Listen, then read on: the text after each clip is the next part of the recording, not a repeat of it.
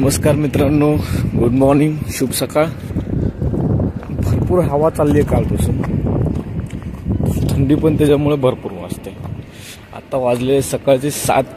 आज लेट उठलो, आज आंघोळ पण नाही केलेली, पण 7 वाजलेले असल्यामुळे दूध आणायला जायला लागतंय, नाहीतर दूध पटकन जातं। 7:30 पावणे 8ला दूध निघून जातं डेअरीसाठी। काल रात्री झोपायला 12:30 वाजले।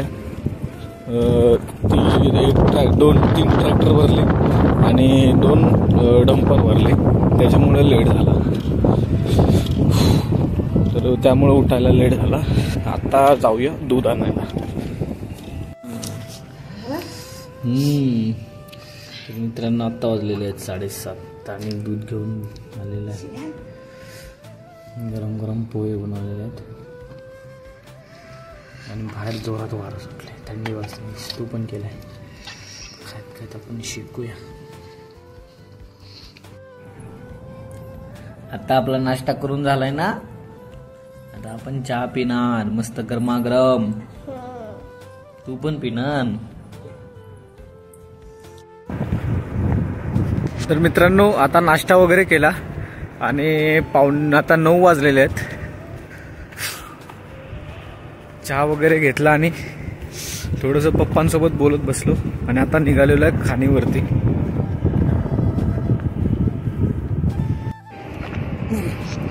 तर मित्रांनो, आता वाजलेले आहेत 6, संध्याकाळ झालेली आहे। सकाळपासून कामात होतो आणि फोन स्विच ऑफ झालेला, कारण की रात्री चार्जिंगच लावला नव्हता, तर लेट झाला। आणि आता गॅसची गाडी पण लेट आलेली आहे, तर गॅस ठेवलेला आहे। गॅसची गाडीची वाट बघतोय, कारण की ती गेले खाली, जाताना परत ह्याच रूटने जाणार आहे। तर गॅसचं पुस्तक पण घेतलेलं आहे आणि थोडं कामात असल्यामुळे आज दिवसभर मला जरा बघता आलं नाही, दुसरं काय नाही, म्हणजे काय शूट वगैरे करता आलं नाही। दुपारी जेवलो वगैरे ते खाणीवरच होतो, थोडं कामात होतो।